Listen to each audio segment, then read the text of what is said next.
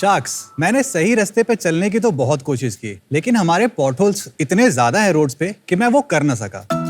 मेरी छोड़ो, मेरी गाड़ी इतनी ठोकर खा चुकी है कि वो भी हार मान चुकी है। लेकिन एक सवाल है कि हमारे रास्ते ठीक कब होंगे? ऐसा नहीं है कि इनकी मरम्मत की नहीं जाती, लेकिन फिर भी बार बार टूट जाते हैं। आखिर ऐसा क्यों होता है? मैं बताता हूँ। दरअसल हमारे रोड्स 3 तरीके के हैं। एक होता है बिटुमिन का रोड, कंक्रीट के रोड और पेवर्स के रोड। तीनों में कुछ ना कुछ खामियां हैं। बिटुमिन के रोड हर 2-3 साल में रिपेयर करने पड़ते हैं, बहुत बार दोबारा बनाने पड़ते हैं। कंक्रीट के रोड्स 2 से 3 गुना एक्सपेंसिव होते हैं और पेवर्स बहुत हाई मेंटेनेंस है, और साथ में इनको बनाने में बहुत कार्बन एमिशन होता है जो हमारे एनवायरनमेंट के लिए काफी हानिकारक है। तो ऐसा कोई प्रोडक्ट नहीं है जो सस्टेनेबल हो, सस्ता हो और मेंटेनेंस फ्री भी? अब है ना। हम लेके आए हैं 140 करोड़ देशवासियों के लिए एक ऐसा प्रोडक्ट जो उनके डेली के कम्यूट को आसान बनाएगा। नमस्ते शार्क्स, मेरा नाम है सौरभ। मेरा नाम है डॉक्टर प्रताप। हम हैं फाउंडर्स ऑफ पॉटहोल राजा। हम लेके आए हैं ग्रिड मैट्स। ग्रिड मैट्स एक ऐसा इनोवेटिव प्रोडक्ट है जो 100% रिसाइकल प्लास्टिक वेस्ट से बना है, और इसे यूज करके हम रोड्स, फुटपाथ्स, वेयरहाउस फ्लोरिंग्स बनाते हैं। ग्रिड मैट्स सिर्फ एक सस्टेनेबल ऑल्टरनेटिव ही नहीं, ये मेंटेनेंस फ्री और सबसे इम्पोर्टेंट, ये ट्रेडिशनल रोड्स के मुकाबले कॉस्ट 25% कम हो जाता है। और ये कॉस्ट रिडक्शन हम अचीव करते हैं हमारे यूनिक हनीकॉम्ब डिजाइन से। हनीकॉम्ब यानी मधुमक्खी के छत्तों से इंस्पिरेशन लेके हमने ये बनाया है। जहाँ ट्रेडिशनल रोड्स 400 से 450 mm की थिकनेस के होते हैं, हमारे रोड्स सिर्फ 200 से 250 mm की थिकनेस के ही होते हैं। हम कम मटेरियल यूज करके तगड़े रोड्स बनाते हैं। एक और इम्पोर्टेंट फीचर, हमारा मैट इतना स्ट्रॉन्ग है कि ये एक 400 टन के बोइंग 747 का भी वेट उठा सकता है। जब हमने हमारा कंपनी स्टार्ट किया था, हमारा फोकस था सिर्फ पॉटहोल फिक्स करने के लिए, लेकिन हमारा जो रियलाइजेशन हुआ, सिर्फ करेक्टिव मेंटेनेंस नहीं होता है, उसका प्रिवेंटिव मेंटेनेंस ही सोल्यूशन है। इसलिए हमने बहुत रिसर्च किया और ग्रिड मैट का एक आविष्कार प्रोजेक्ट्स रोड कंस्ट्रक्शन के लिए किया था। आज हम ग्रिड मैट्स यूज करके पूरी के पूरे रोड के कंस्ट्रक्शन के प्रोजेक्ट्स उठाते हैं। हम ग्रिड मैट्स को पूरी दुनिया तक लेके जाना चाहते हैं और रोड इंफ्रास्ट्रक्चर डेवलपमेंट में एक क्रांति लाना चाहते हैं। शार्क्स, हमारा आस्क है 5 करोड़ फॉर 2% इक्विटी। तो शार्क्स, क्या आप ग्रिड मैट्स के साथ इको फ्रेंडली रास्ते पे चलने के लिए हमारे साथ तैयार हैं? क्यों मांगी 250 करोड़? जितने पॉटहोल्स उतनी वैल्यूएशन। सीरियसली मैं पूछ रहा हूँ, 250 करोड़ की वैल्यूएशन कैसे मांग सकते हो आप? जो मार्केट साइज है और जहां अभी हम करेंटली स्टैंड करते हैं, 100 करोड़ का रेवेन्यू है। पिछले साल हमने करीब 10 करोड़ का रेवेन्यू किया था। उसके बाद हमारा रेवेन्यू थोड़ा ड्रॉप हुआ था क्योंकि हमारे ग्रिड मैट्स में हम R&D कर रहे थे। करीब 4.5-5 करोड़ का रेवेन्यू हमने किया था, और इस साल भी हम करीब 5 से 6 करोड़ के आसपास में क्लोज करने वाले हैं। तो आपका रेवेन्यू 50% गिर गया, बट वैल्यूएशन इज 250। करेक्ट। हमारे पास एक्चुअली बहुत सारे प्रोजेक्ट्स हैं जिसमें सिर्फ कुछ R&D और कुछ सर्टिफिकेशंस के कारण हमें बड़े प्रोजेक्ट्स जो हैं अभी हमें नहीं मिल रहे हैं, और clients are willing to work with us. अभी अगले साल जो हमारा प्रोजेक्शन है, अगर हम वो सर्टिफिकेशन हमारा जो मिल जाता है जिसके लिए हमारा आस्क है, तो हमारा रेवेन्यू यहाँ से 40 से 50 करोड़ का एनुअल हो जाएगा। उसके बाद का जो हमारा प्रोजेक्टेड रेवेन्यू है, that will be crossing 100 crore. और हम इस बिजनेस में करीब अभी 6 साल से हैं, और हमारा पूरा का पूरा मार्केट रियल एस्टेट में है। नहीं, वो सब तो ठीक है, लेकिन हम क्यों बिलीव करें कि आप 6 से नेक्स्ट ईयर 40 करोड़ जाएंगे? आपके पास परचेज ऑर्डर्स इन राइटिंग है? इसी साल की बात है, एक बहुत बड़े रियल एस्टेट डेवलपर बैंगलोर के टॉप 5 में आते हैं। सारा नेगोशिएशन, सारा सब कुछ राउंड खत्म हो चुका था। उनका एक बड़ा छोटा सा प्रोजेक्ट था जिसका ऑर्डर वैल्यू था करीब 5.5 करोड़ रुपए। सारे नेगोशिएशन, सारा राउंड क्लियर हो चुका था।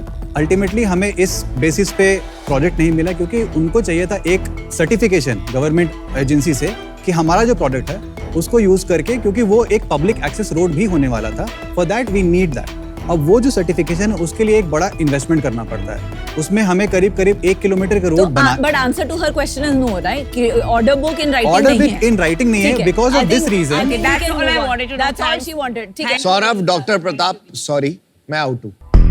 मुझे कोई इंटरेस्ट नहीं है आपसे पूछने के लिए कि आप 10 करोड़ से 5 करोड़ पे आ गए और 5 करोड़ से आप 250 करोड़ की वैल्यूएशन, 5 करोड़ आपका जितना रेवेन्यू नहीं है उतने की आस लेके आए हैं।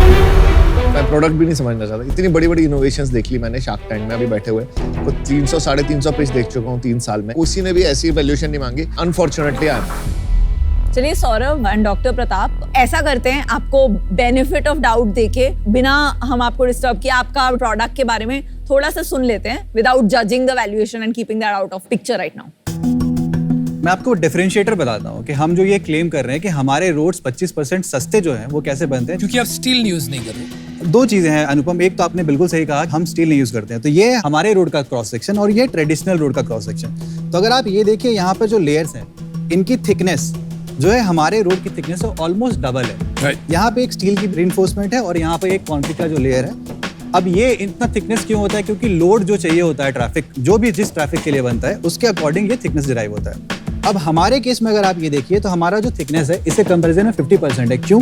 क्योंकि ये हनीकॉम्ब जो डिजाइन है। अब इसकी खासियत क्या है कि अगर इस पे पॉइंट लोड आता है तो ये लोड इक्वली डिस्ट्रीब्यूट हो जाता है अक्रॉस द पैनल, तो हमारे रोड्स खूबसूरत भी दिखते हैं। ये फाइनल व्यू है रोड ये फाइनल व्यू है। यस, हम 80% कार्बन एमिशन का रिडक्शन करते हैं, जो कि इस कंस्ट्रक्शन इंडस्ट्री में बहुत ज्यादा होता है। कि अभी तक हमने 1500 टन का कार्बन एमिशन रिडक्शन किया है, जबकि अभी हम सिर्फ 5 किलोमीटर का ही रोड बनाए हैं। डेवलपर से ये भी इंटरेस्ट है कि देखो हमारा जब कंस्ट्रक्शन होता है वहां पर एक और सबसे बड़ा प्रॉब्लम है, कंस्ट्रक्शन के टाइम पे हम रोड नहीं बना सकते क्योंकि वहां पे हैवी व्हीकल मूवमेंट होती है और फिर वो रोड्स टूट जाते हैं, तो उनके लिए डबल इन्वेस्टमेंट है। लेकिन अगर डिले होता है तो एनी कंस्ट्रक्शन प्रोजेक्ट वहां पे एक बहुत बड़ा लॉस होता है, तो उनको चाहिए temporary access road. And this is going to be India's first rental road platform. We are gonna sell roads online. यहाँ पे एडवांटेज क्या है कि आपको पता है कि आपने सिर्फ एक सप्ताह के लिए, एक हफ्ते के लिए बस रोड चाहिए, आपने इसको लगाया फ्लैट सरफेस पे, आपने अपनी गाड़ी चलाई, आपको जरूरत नहीं है, आप हमें वापस कर सकते हैं। What is the base on which it will hold the temporary road? JCB लगा के उसको बस आपको समतल कर देना है सतह को,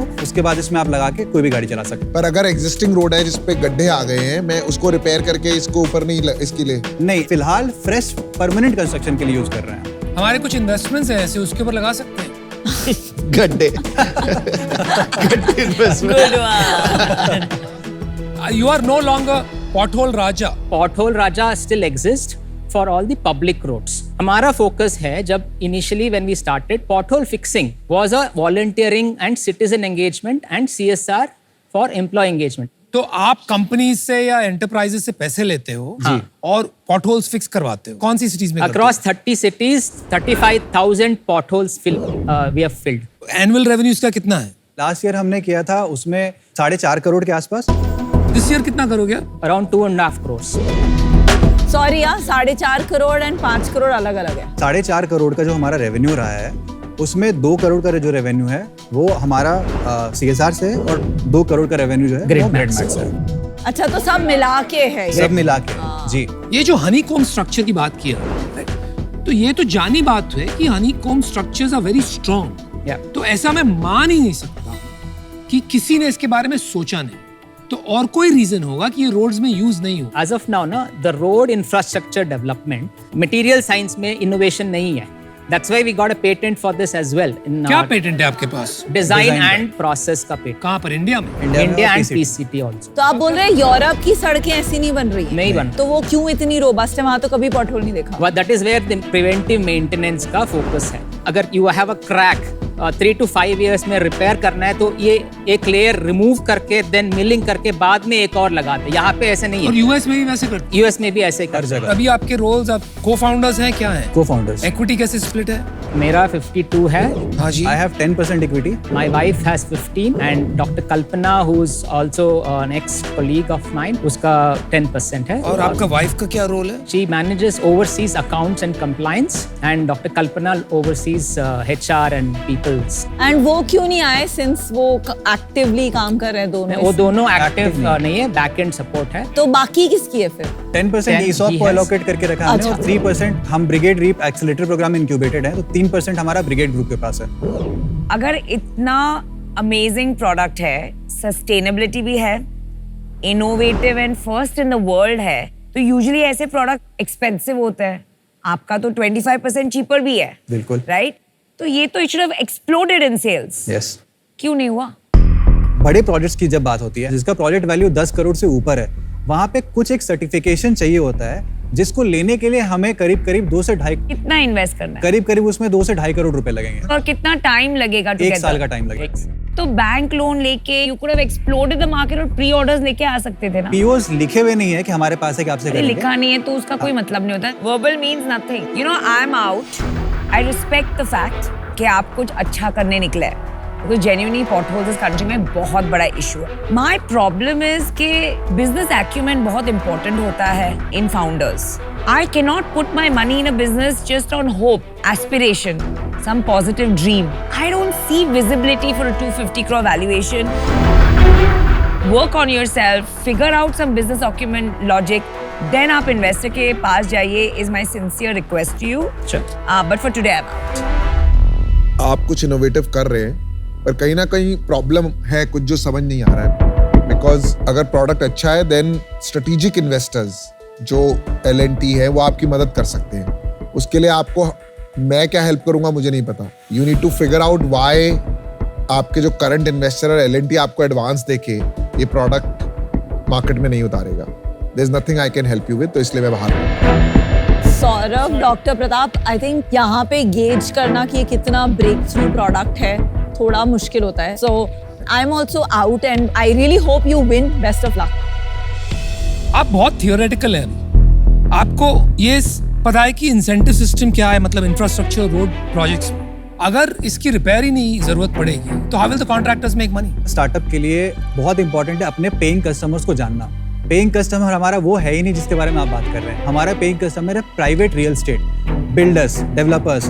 अगर एयरपोर्ट्स बन रहे हैं, हमारी करेंटली GMR के साथ ऑलरेडी डिस्कशन चल रही है. एक पायलट हमने ऑलरेडी किया हुआ है, दे आर इंटरेस्टेड. अडानी के साथ एक पायलट हमने ऑलरेडी किया हुआ है. तो ये जो प्राइवेट प्लेयर्स है उन्हें अपने रोड्स खराब नहीं चाहिए. उन्हें चाहिए कि हम एक बार बनाए 20 साल तक मेंटेनेंस नहीं करना पड़े हमें. और ये एक बहुत बड़ा मार्केट है. मुझे लगता है आपको कोई IP बेस्ड इन्वेस्टर जो टेक्नोलॉजी कमर्शियलाइज करना जानते हैं उनके पास जाना चाहिए. यहाँ पर to get 5 crores at this stage is very difficult. Yeah, you are at least a couple of years away before getting your certification and to start establishing a business. So your sales cycle is going to be very long. तो उस reason से मैं out हूँ. चलिए best of luck thank you so much. Thank you so much.